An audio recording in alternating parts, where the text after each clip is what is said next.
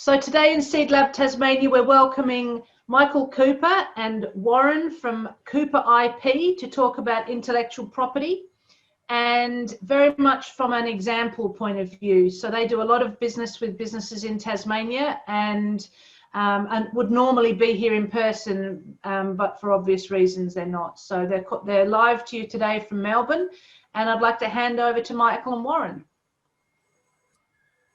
Great, thanks for that, Hazel. Just bear with me for a moment while I share my screen. All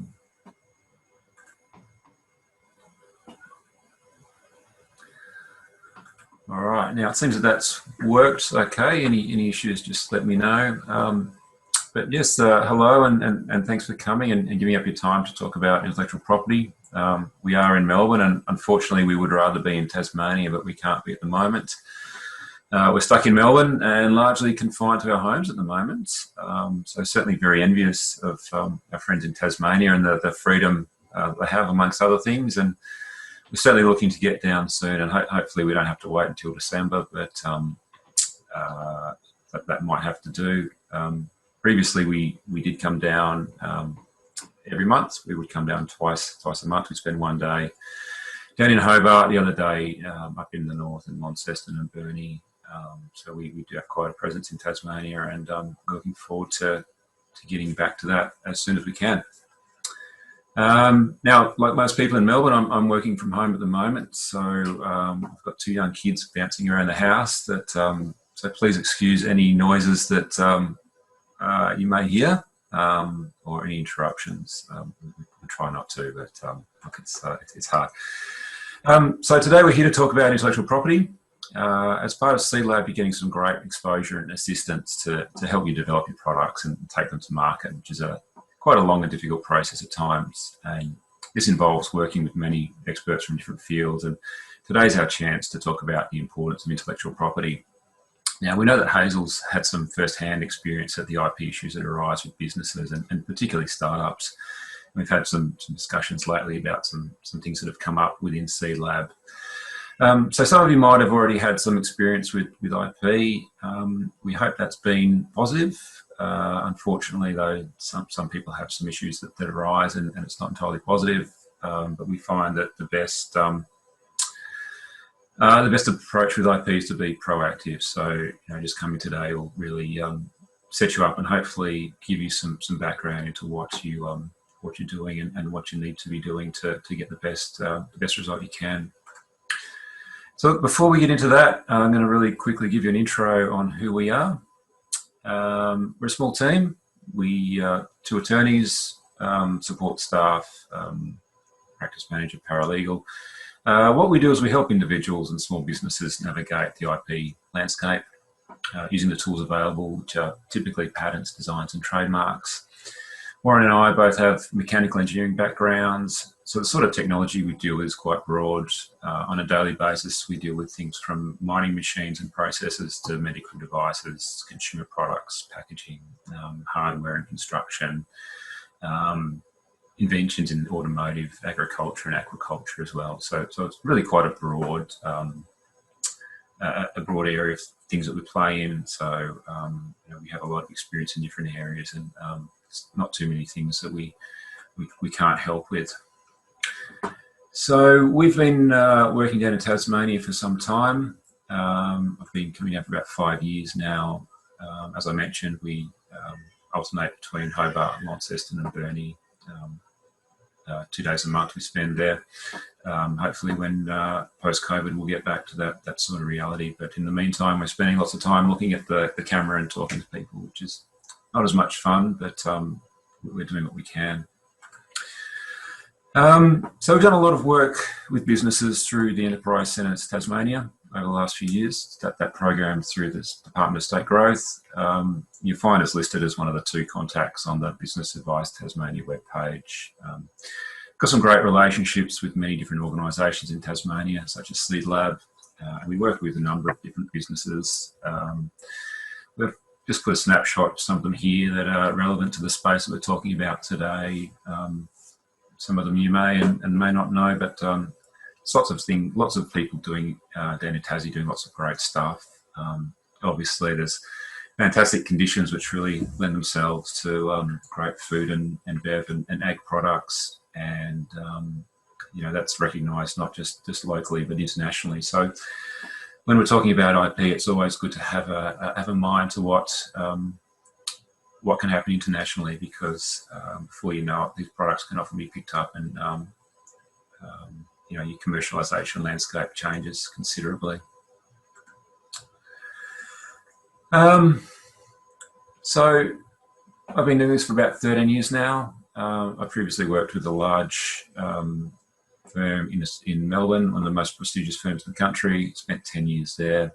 I've worked with everyone from big corporates like the ones listed here down to lots of husband and wife teams.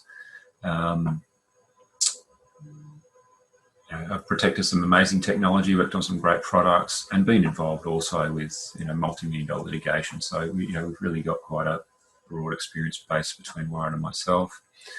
One of the things that was missing from the big firm is the ability to have the time and space to get involved with clients and work closely with them and be part of the team. And IP is really something that needs to be integrated into the business, and our clients that do the best out of it are really involved, and we get in and we help them, and we become part of the team, and they're the ones getting the most out of it. So you know, once COVID's gone, we hope you're getting back into the factories and the workplaces and being part of that team again.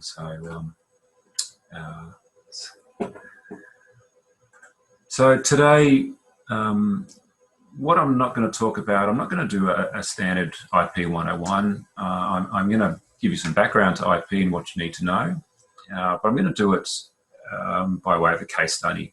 One of my Tasmanian clients I've done a lot of work with over the years, and just show you how they've used the particular rights mechanisms to protect what they're doing. We do lots of these presentations every year. The reason we do that is purely education, because IP is just not a common topic, and a lot of people just don't know about it. And there's so many misconceptions and misunderstandings. And even though it can be incredibly valuable, IP is just misunderstood by a lot of businesses, and they get it wrong. And not only are they missing out on great opportunities, but it can cost them some money as well. So we'll run through this case study and give you a background and show how it can work. Going to jump to Warren. Warren's going to do some detailed discussion on trademarks, and then we'll come back to me, and I'll run through patents as well, just to give you some more depth there. We've got lots of time for questions at the end. We really love questions. Don't be afraid to bring up stuff that's specific to your business. That's when the most interesting issues arise. So I would ask that you hold them to the end, but by all means, please do fire away. We certainly love them. So getting into it.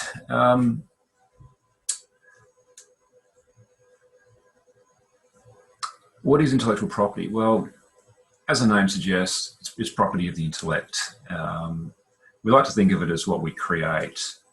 There's various definitions around, but most of them revolve around ideas. And for me, it's often the light bulb moment that the smart things that we do within our business that make it unique. Now, we're a creative bunch. We spend a lot of time and resources coming up with new things. New works of art, new technologies, new companies.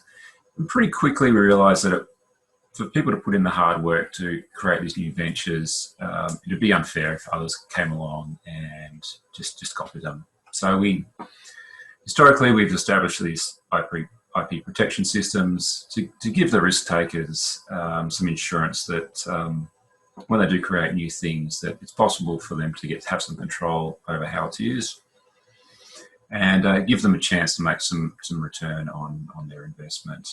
Now, within these IP systems, we've created various mechanisms, the main ones being patents, design registrations, and trademarks. And they're probably they're the three we're going to talk about today. They're the most relevant. Otherwise, copyright's very important, depending on the type of business you're in. We're not going to touch on that too much today. It's a right that exists automatically. Another one that's also very relevant in this space, but we're not going to go into too much detail, is around plant breeders' rights. Particularly if you're a fruit and veg grower, if you're experimenting with your own species, that can be really quite relevant. Plant breeders' rights don't get a lot of publicity, but quite recently there was a case in New Zealand where a kiwi fruit grower had their varieties registered and they were misappropriated. Some cuttings were taken to China and replanted, and they were successful in taking some strong action against them and stopping the import. So, they certainly can be used, and they can be used well. And if you are in that space of growing and experimenting, then please do reach out and let us know. We can give you some guidance as to what you can do to try and protect yourself there. So, the case study. Now, this is Latte Pro. It arises out of a company called Innovations Development Australia in Launceston. I've worked with this company for some time. It's a great consumer product. It's quite simple, quite straightforward. It's all about accurately and repeatably heating milk for your cappuccino or your latte. Now, if you're a coffee aficionado, you know that heating the milk for your drink is crucially important.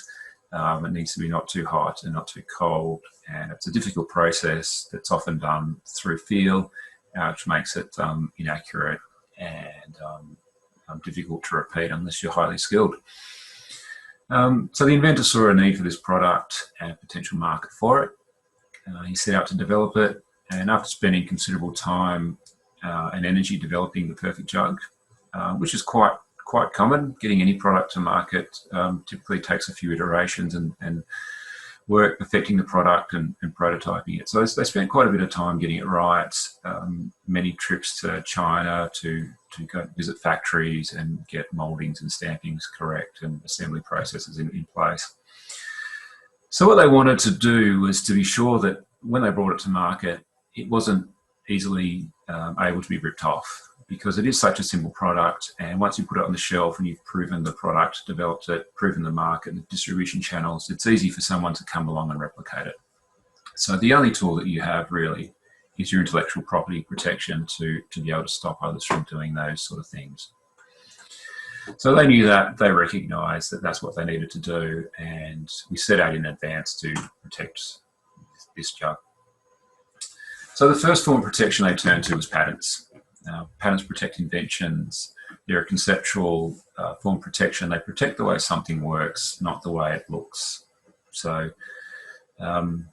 what they've tried to protect here in specifically is the way that the thermometer works. So as you're heating milk, they have one cell, which is shown as green there in the picture. That's where you want to be. But as you're heating up, the cells progressively change colour, which gives you an indication as to how it's progressing. It's not just because each cell range is 5 degrees. It's not just incremental steps. So at any point in time, you could be somewhere within that 5-degree range, which is not much help if you want to be accurate. So that's the main function that they've sought to protect. But there were also other inventive aspects of the jug that they came up with as they were developing it, including the way it's the thermometer's as a label, and it's recessed into the jug, and the way it's glued in so that it can't come out, and it's dishwasher friendly. Also some other features now about you can't quite see it there, but in the top of the handle there's a hole for different grommets to indicate different types of milk. So there was a bunch of physical, technical features that they really wanted to protect with this jug to stop others from replicating them. So these are inventions. Now, when you hear the word invention, you often think something high-tech like a bionic ear or a new drug. But in the world of patents, an invention can be anything that does something new or has a new function. So the simplicity of it is irrelevant, and often the simplest inventions are the best. Now, over the years, I've worked on many simple inventions, and one of my clients, it's been able to negotiate by far the best commercial deal that I've ever seen. It was a farmer who came up with a new ear tag which helped to prevent fly-borne eye disease, conjunctivitis and the like. And he was in this the area of live exports. And so when you get eye diseases on a ship, it's can be really quite bad. And he came up with a very simple ear tag that helped deter flies, keep them out of the cow's eyes. Had a great application, really simple product. We protected it, and he was getting some amazing royalties off his suppliers. Likewise, I worked in the past with a medical device manufacturer who had a safety IV catheter, and this is a product that it's for so as I said, it's an IV catheter. It goes in your arm. You insert the catheter, and as you're taking it out, there's a little clasp that as you pull the needle tip out, it comes over the tip of the needle and it locks it off so that you can't have a needle stick injury. Amazingly simple thing you see at work and you just go, aha, that's great. It came out of AIDS hospitals in San Francisco in the 80s and 90s and has saved many, many lives. And last I'd heard, they were making about 500 million of these things a year. So, you know, it's just an amazing success story of a really, really simple idea. So what you can think of as patents as legal rights that protect those new functions. And, you know, often we have to look at the new invention and see what that new function is, but that's what we're trying to protect. And what they do is patents give you monopoly rights. They give you the right to exclude others from doing what you're doing. So you can become the only person in a particular marketplace to use that invention. And use includes making, selling, importing, leasing. It's quite a broad definition. So it's you know, patents might be in different countries, for example, where a manufacturing base is, or a country where, you know, they're being supplied or imported. So there's many different ways that they can be used. They are quite well used in the ag space, particularly around farming machinery.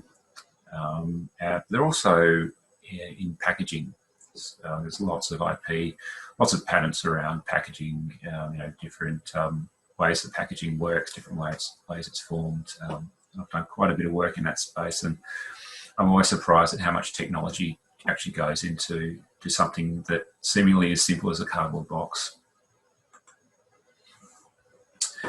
Now, another IP right, one that's not particularly well used or understood, is a registered design, which protects the appearance of an article, not the function at all, just the way something looks.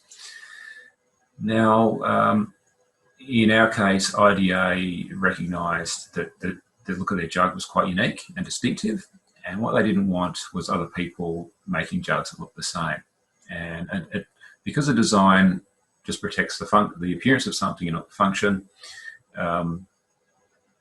it stops copycats that make products that don't work nearly as well, but you know, still look the same, which can often happen. So they're a great form of protection for things that don't necessarily have a new function, and they're quite well used in relation to packaging, bottles, drinks, and the things like that. So lots of examples in the consumer space.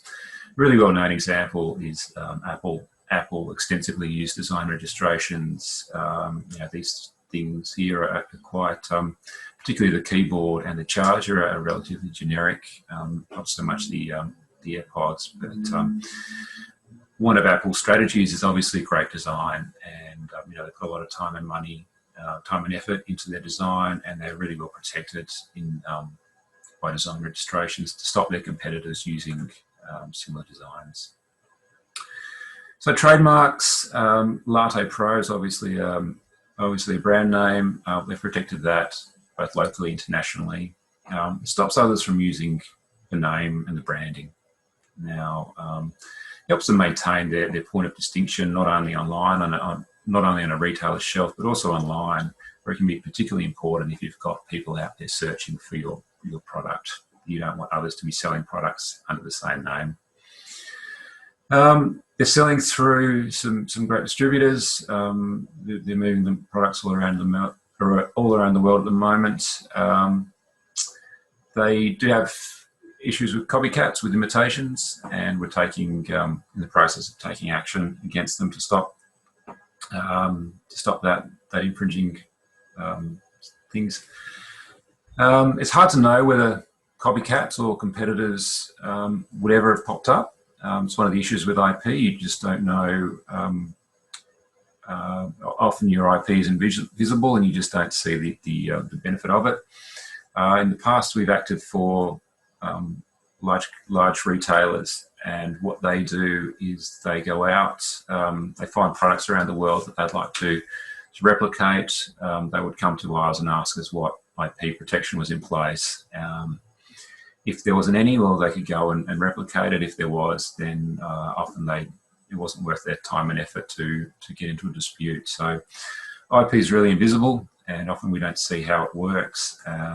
Someone might have a patent and keep it for 20 years and never have an issue, and they think that it's done nothing for them, but in reality it's done a lot. Some of the great advantages with IP, obviously you get the monopoly rights. It can be really useful for licensing, distribution deals, retailers, manufacturers. It's really all about keeping control of the product and how it's used. So particularly locally and international. So if you're developing a product, trying to get it to market, particularly with a view to going internationally, it's really quite crucial having that your IP in place. Now at this point, I'm going to switch over to Warren, who's going to take the next part of the presentation. Thanks, Michael. Just wait till, all right, so I'm going to try and share my screen now. Let me know if you can all see it, or let me know if you can't see it. Let's see. All right, hopefully that's all working well. So I will be taking a closer look at trademarks. And I'll start with a quick summary about how they work and sort of how we'll look at the function and role that trademarks have played through the eyes of some of the Tasmanian businesses we've worked with. So as you all probably have some understanding or a good idea, given that you have your own businesses, is picking a good trademark can be crucial. Your trademark is how your customers will find you. It's how they'll recognize you. And it's possibly how they'll bring your brand to mind. So for example, if you're driving around town in a new town looking to do some grocery shopping, you're not usually looking for a sign that says groceries this way. You're looking for the big green Woolworths apple. And once you get there, if you're looking for Vegemite, you'll probably gravitate towards the yellow jars or the red icon on it without really thinking about it. These types of logos and names in packaging, they are trademarks. And these marks of trade act to tell consumers where a product or service comes from. Now, if you've come up with a great brand, great business, and you're growing, building momentum, the last thing you'd want is for a competitor to pop up and use your branding or use something that's very similar to yours as a way of taking advantage of your reputation in the market. And if your brand is growing and expanding nationally, maybe even internationally, you're going to run into more and more competitors in the same space. So you'll need to make sure your branding continues to set you apart. So this is where IP rights come in. As Michael mentioned earlier, IP systems are all about helping businesses and helping people control and own the things they create. So when it comes to trademarks, you can actually register your trademark with national trademark offices. And the great thing about registering a trademark is that you get to have exclusive rights over it. So in other words, you get to own and control exactly how your trademark or how your branding is used. So I'm not going to do a trademarks 101 today, but a key message I want to start off with is that for many businesses, they're often better off picking a trademark that's distinctive. Now, in practice, a trademark that's distinctive is typically one that doesn't directly relate or describe the goods and services the trademark is used with. So let me give you an example. So here's a trademark you'll all recognize. The trademark is for the word Tim Tam, and you'll see it's registered in relation to biscuits. Now, the word Tim Tam is completely made up and has nothing to do with biscuits. And if you'd never heard of the word before, you just saw the word Tim Tam, you'd have a very hard time guessing the product or service it relates to. And as I was preparing this slide, I actually learned that Tim Tams were actually named after the winning horse of the 1958 Kentucky Derby. So the inspiration for the word, or the biscuit Tim Tam, really has no connection to biscuits at all. And this is an example of a really great and distinctive trademark. It's a made-up word. It's got nothing to do with the goods, that is biscuits. And because of that, Arnott's has been able to secure exclusive rights to the name and effectively prevent anyone else from entering this space with a similar name. And with time, carving out that exclusive space that no one can get near, that can go a very long way when it comes to actually defining your brand and standing out. Now, just to drive the point home, here's an example of a trademark that is not distinctive. So here, this company has filed a trademark application to protect the phrase Tasmanian Black Angus beef in relation to meat and meat products. Now, obviously, this trademark is directly descriptive of the goods, and the trademark isn't at all distinctive. And you'll see the Australian Trademarks Office has rejected the trademark application, which is why the status of the application is lapsed, not accepted. So this company has gone ahead and paid to protect a trademark they were never going to be able to register in the first place. And this is a very common issue, especially with newer businesses that might not have a lot of customers or exposure. And so to compensate, they might come up with names that describe exactly what it is they do. Now, of course, there are certain types of businesses where it makes complete sense to have a descriptive trademark. So, if you're a brick and mortar store, you're not looking to expand and you mainly serve customers in a fixed location, like a cafe or a vet. But for businesses that want to grow and have a reach that's beyond their physical location, if they even have a physical location, they're often better off picking a distinctive trademark. So now I'd like to look at a Tasmanian distillery we started working with recently, and we'll see the kinds of issues that can occur when you use a non-distinctive trademark. So the name of this distillery was, I'll be vague, but it was essentially their place name plus the word distillery. Now, they didn't know choosing a name would be such a problem, would present any problems, especially when starting out. But recently they got in touch with us looking for help because, as it turns out, another distillery in the same place has set up shop. And they're also using an identical name in their marketing, on their products, and in their domain name. So the business that reached out to us, we'll call them Distillery A. And hang on, did I get a message? Ooh, thanks, Hazel. So yeah, Distillery A, they were wondering, how do we stop Distillery B from sort of getting in our space? And they were wondering, can we trademark our name to stop Distillery B and force them to rebrand?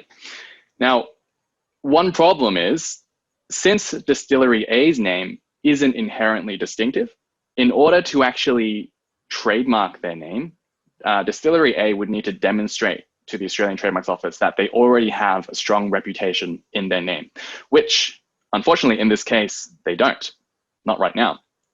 So another complication is that both of these distilleries are also selling their drinks online. And they're finding their customers using social media platforms like Facebook and Instagram. So now Distillery A is also facing the problem of potential customers not finding them because they inadvertently get directed to Distillery B.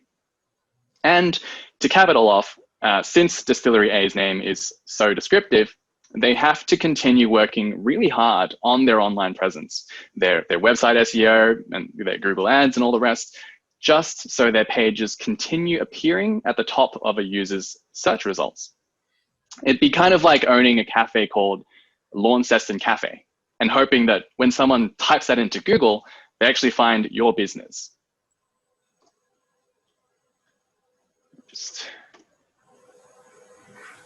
So by using a non-distinctive trademark in this case, Distillery A is currently unable to get exclusive trademark rights to their name. They're having a harder time distinguishing themselves from Distillery B and any other competitors that might pop up in the future. And prospective customers are potentially slipping through the cracks, either because they're having a hard time finding Distillery A using things like Google, or they might wind up being directed to Distillery B. Now, this branding issue is already difficult and costly enough to deal with. And unless one or both distilleries rebrand, or one of them goes out of business or stops trading, it's confusion between them from customers' point of view. It's likely going to be a long-term problem. And this is just an additional headache you don't want to deal with, especially if your resources are limited and you're in the early stages of growing your business. So all that is to say, if you're a business that's looking to expand and have a reach beyond your physical location, you'd be well advised to adopt and use a distinctive trademark. And it's something you'll notice with many international brands. Their logos and names and trademarks really have very little, if anything, to do with the goods and services they're used with. So if you've never seen any of these trademarks before, you'd probably have a very hard time figuring out the kinds of goods and services these trademarks are used with. So now I'm going to move on to a different case study. So let's say you've picked your distinctive trademark. Before you actually commit to it and plaster it everywhere, you should actually check it's free for you to use. Because if someone else has already registered the trademark, your use of it or something similar to it can result in trademark infringement. And this is another area, it's a very common issue that newer businesses run into. And we saw this happen with another relatively young Tasmanian business. They make a certain type of drink. And again, I'll be quite vague about their identity. But in this case, we'll call them Business A. And what happened was, while they did choose a distinctive trademark, what they didn't know was that another business, Business B, was already trading in that space, and they already registered the trademark. Now, during the early stages of trading, Business A had no issues because they were small, they weren't on anyone's radar.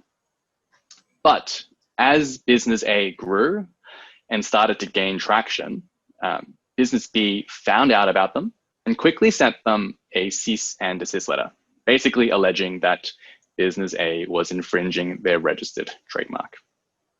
Now, it was only at this point that Business A got in touch with us, and unfortunately, there was very little they could do besides rebrand.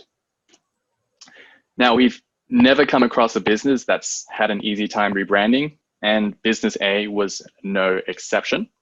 They had to pull products off the shelves, change their name, change their URL, logos, come out with new labeling, and basically redo the branding on all of their social media platforms and accounts. So all that is to say, once you've decided on a distinctive trademark, make sure you check it's actually free for you to use, because on the off chance it's not, the consequences can be quite drastic. The good news is, this kind of problem is relatively easy to avoid if you know to avoid it in the first place. I've just lost audio. I'm not sure. Can you all still hear me? Yes, we can. Okay, great. Sorry. So here's a sort of a screenshot of an advanced search of the Australian Trademarks Office database, and you can search by words, phrases, and even images. So if you've had a logo designed, you can actually upload it here and search to see if similar logos are already registered. Now, one thing I want to add here is that intellectual property rights, including trademark rights, they operate on a per country basis. So if you're only going to use your trademark in Australia, then you only need to make sure it's free to use in Australia. But if you have plans to expand overseas, then you want to make sure your trademark is free to use in those other countries as well. Now, the final area I want to touch on is trademarks in China. And I want to look at China separately for two main reasons. The first is that China is a really important market for so many Australian businesses, especially those in food and beverage. The Chinese market just loves Australian produce. The second reason is that trademark laws in China are quite different from those in Australia and other major jurisdictions. So if you don't protect your branding well in China, you can really end up in a world of trouble. So the first major issue I want to talk about is the problem of trademark squatting. This is where someone files a trademark application in China, but they have no intention to legitimately use the trademark in the course of trade. Instead, what they're hoping for is that someone else, often a foreign company, will come in and start using the trademark in China. And the trademark squatter will hold their trademark registration as ransom. So let me give you some hard numbers. 3 years ago, 8 of the top 10 trademark filers in China were Chinese companies engaged in trademark squatting. So they would just file thousands and thousands of trademark applications, waiting to pounce on foreign companies entering the Chinese market. And this is a really common problem.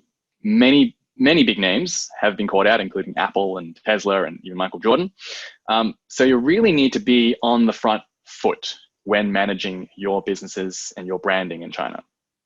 So, before you start advertising and marketing in China, and certainly before you start trading there, you want to make sure you've filed a Chinese trademark application first. Now, the second issue I want to look at relates to what happens to English trademarks in China. Now, China is not an English-speaking country, and most people there don't refer to brands by their English names. Now, while some English trademarks do get translated into an equivalent Chinese name, a lot of the time, what the Chinese language preserves isn't the meaning of the trademark, but the sound. And this is done through transliteration, which is a process where the English trademark gets mapped onto the available sounds in the Chinese language. So here are three examples. We can see that Twitter is 推特, Nike is called 耐克, and LinkedIn is 领英. Now, each of these translations, of course, they correspond with Chinese characters which themselves have meaning. So what you want to do is actually take control of your transliteration and make sure it resonates with how the Chinese market perceives your brand. Otherwise, the Chinese market might give your brand its very own transliteration, and before you know it, someone else will own the trademark rights to it. And this is what we see here with this case. So this is a great case involving the Penfolds trademark, which sort of brings to light both the issues of trademark squatting and what happens to English trademarks when they enter China. So what happened was a trademark squatter in China successfully registered different Chinese language trademarks associated with the Penfolds brand, including these Chinese characters here, as well as the text 奔富. So 奔富 is what the Chinese market calls Penfolds. They don't call it Penfolds. Now, while the actual owner, the real owner of the Penfolds trademark in Australia, was battling the trademark squatter in court in China, Penfolds wines were getting pulled from shelves across China because the hotels and retailers selling them didn't want to risk their sales constituting trademark infringement. Now, the outcome of this case is positive in that the squatters' trademark rights were eventually cancelled and they now belong to the rightful owner.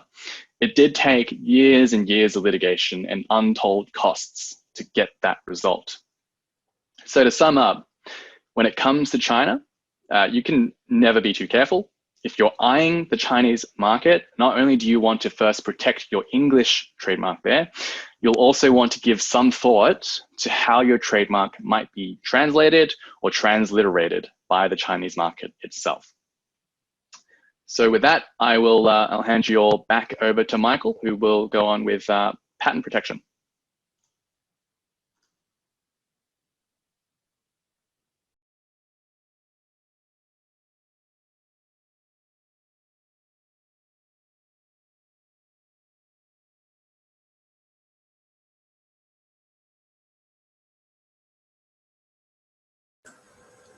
Thanks, Warren.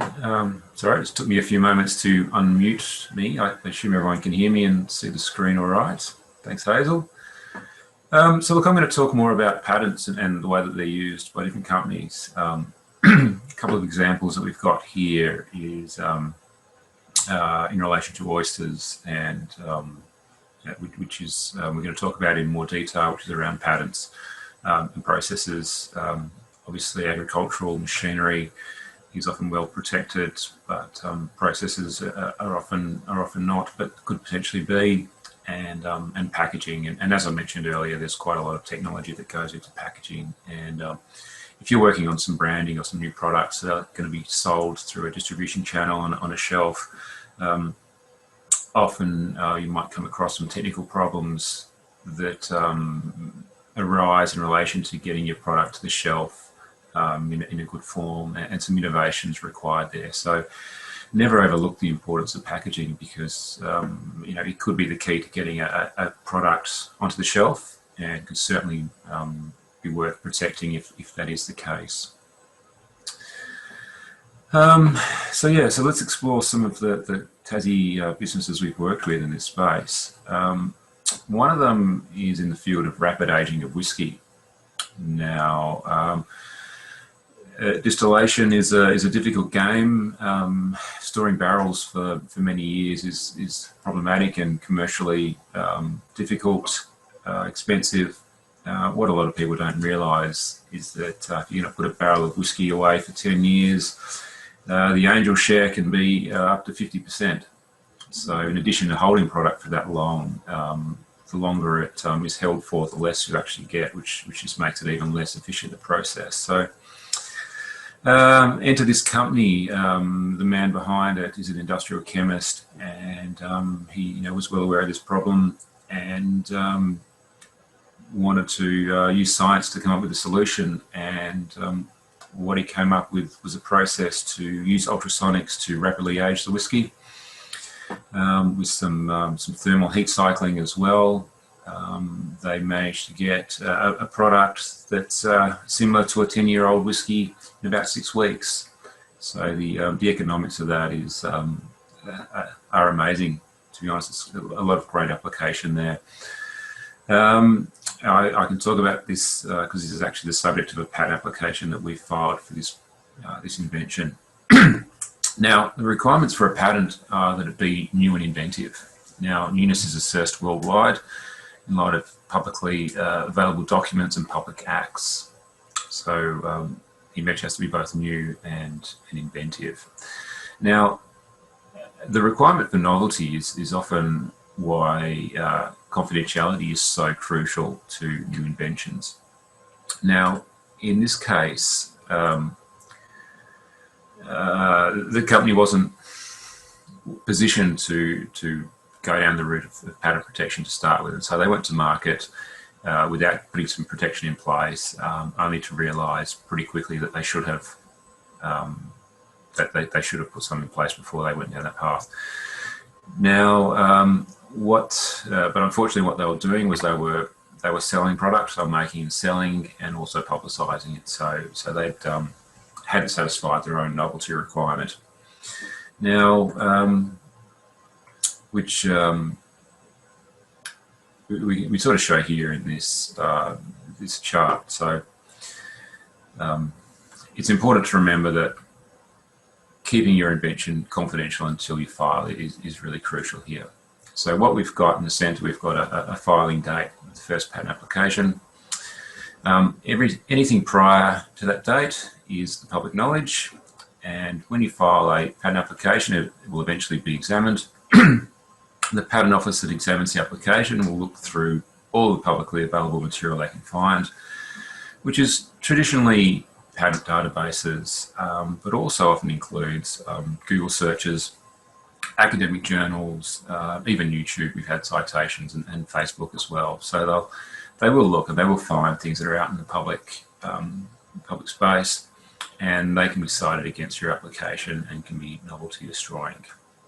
So the Patent Office is only allowed to refer to publicly available material, and what gets a lot of patentees in trouble is that they've already put their own material into the public domain, and that can be cited against them. Now, so that's really shown here. We've got a disclosure of the invention before you file. So when the Patent Office does their own search, they find a copy of your invention in the prior art base, and that can count against you. So a good example of this we had a few years ago. We're working for a university that had a great R&D project with some great potential. We filed some patent applications for them. We started extending these around the world, and then one of the overseas patent offices did some more detailed searching over and above what had been done before, and it came to light at that stage, about 3 years into the process, that the inventors had actually filed or published a journal article 6 months before we filed the patent application. Obviously the right hand wasn't talking to the left hand, and nobody knew about it until that point, but that was prior art against their application, and ultimately the journal article disclosed most of what was in the patent application, and because of that the application just became non-viable, and that was ultimately lost, and the project fell apart. So all because had we filed the application earlier, then it wouldn't have been an issue, but in that case it certainly was. So we do have grace periods, and in Australia we have a 12-month grace period, which allows you to make that disclosure up to 12 months in advance of your filing. Now, there's some really serious caveats with that. The main one being that if you disclose your invention before you file your patent application and somebody sees it in the marketplace and picks it up, so it might be a competitor of yours, they see what you're doing, they do a search, they see you haven't filed for your own IP, they say this is great, we're going to start commercializing this. You might find out in 6 months' time, file your patent application, but because they started doing it before you can't stop them. You can still get your patent application, but your main competitor that's doing the same thing as you can't stop. So the value of the patent rights can really be watered down that way. So it's can be a really bad situation. So filing before any disclosure is really quite key. Grace periods are certainly a last resort and not plan A.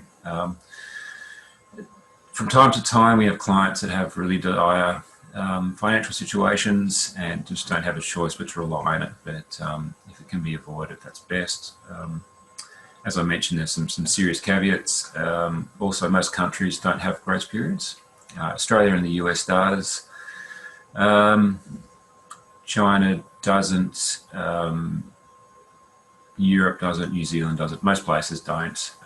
Also, the period of the grace period varies between countries, and as well as the rules to qualify. So disclosures in Australia won't be counted in Japan, for example. So it's very, very different. So, and it's strict. So they can be quite strict, and you might not find out about the issue until after you've spent quite a bit of money pursuing some protection. Which was the case of the university that they'd invested quite a lot of money in that project that ultimately fell over. So the process of getting a patent is quite long and complicated. There's no other way to put it. It's very involved. The main thing is starting. Filing a provisional application is typically the start. Gives you a priority date, which is your flag in the sand, and your rights date from that date. So that's the main thing, is just getting that application started. So we file a provisional application. We've got 12 months to then go into countries of interest. Now, there's no such thing as an international patent. There's an international application that I'll come to shortly, But ultimately, in whatever jurisdiction you're interested in, you need to get some protection. So your provisional application is recognised in about 180 countries. You've then got 12 months to go overseas. At the end of the 12 months, you can either do that individually, or there's a thing called an international patent application, or a PCT. Now that only has an 18-month term. So it ultimately delays your requirement to file in countries of interest, but by that 18 months can be incredibly valuable because in that first 12 months, it can be difficult to work out where your markets are, who's going to buy your product and for what reason. So the longer you can delay that decision is typically in the interests of your business. And unfortunately, these decisions are non-reversible. So if you decide to, after 12 months, not to pursue foreign protection, then that option's closed off to you. And it's often well after your 12-month date that you realise that you might have a market for a particular food product, for example. It might be for cultural reasons. You might be able to sell a product into India that China will never buy or the US will never buy. And until you've got time to research and validate those options, it's best to keep your options open. Now, in the case of the distiller, because they had to rely on grace periods, a number of countries were already out. They still could have potentially filed in the US, but they only filed in Australia for various reasons. Some of them were cost.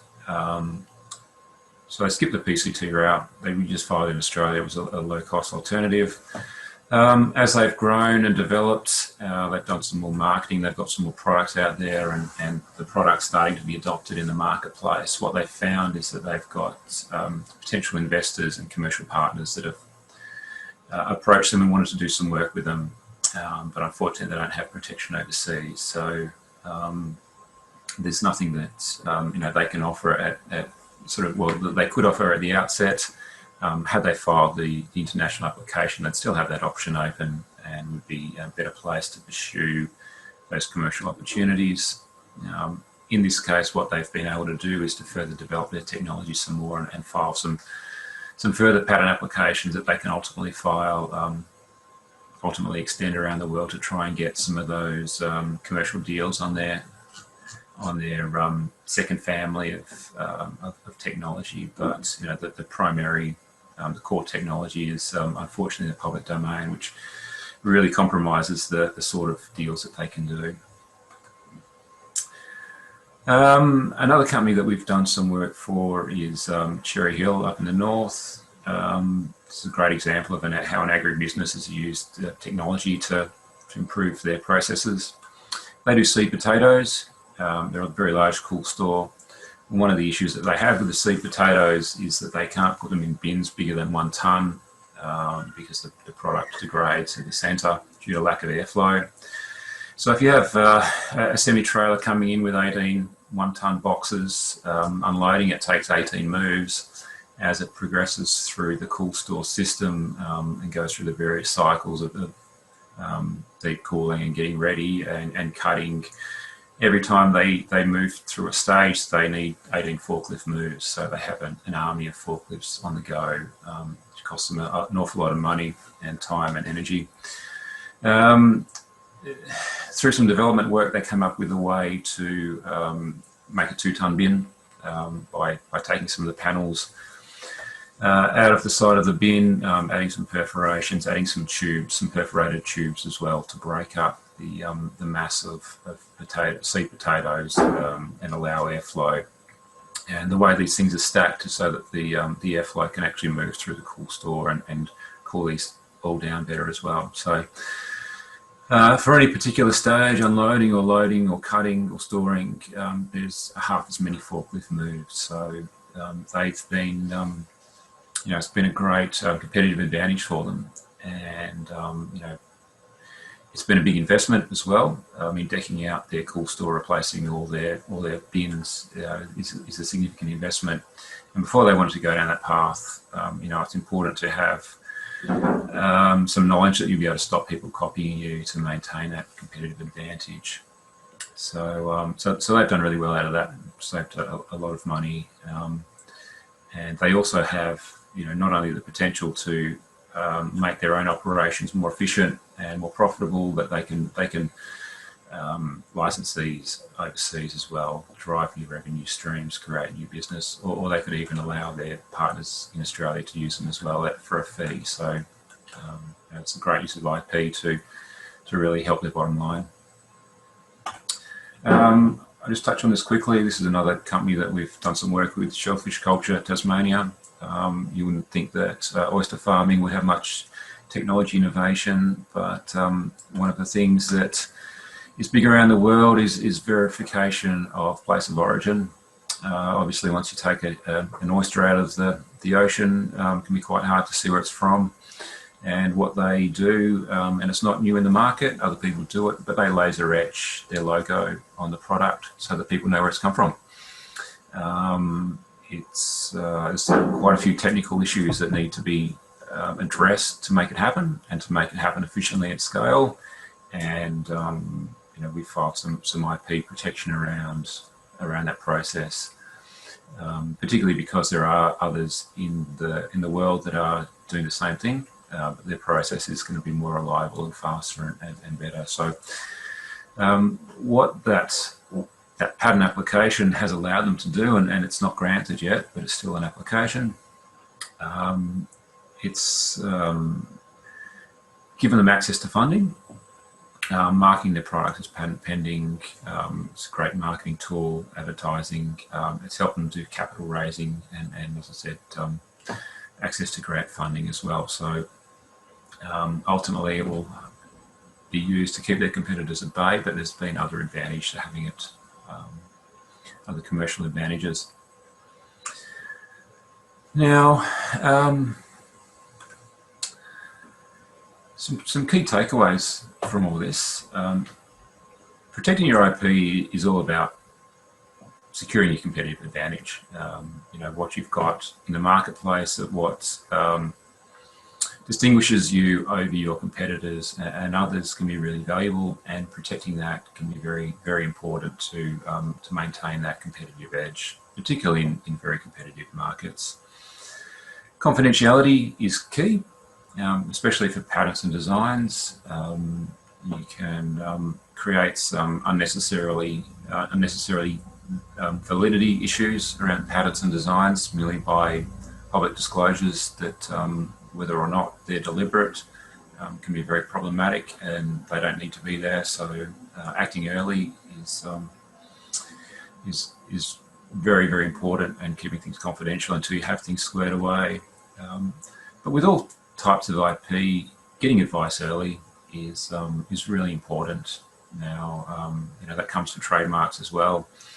Having a look at the situation, doing some searching. We can do searching around patents and designs as well to make sure that something's novel in itself, but also that you're not infringing somebody else's rights. So that sort of freedom to operate, or clearance searching and patentability or novelty searching can also be really quite valuable early on. So obviously that requires that you know about intellectual property rights, and now that you all do, you're well placed to be able to flag when those issues may arise, so that you can take advantage of the systems. And as I mentioned earlier, those companies that take advantage of these systems can do really well out of them. But the first hurdle is actually knowing that they're there and that you can use them. That's great. Michael, I'm conscious we've got quite a lot of questions backing up. Can we go to questions now? Would you want to unshare your screen, and then you can see everyone in full glory?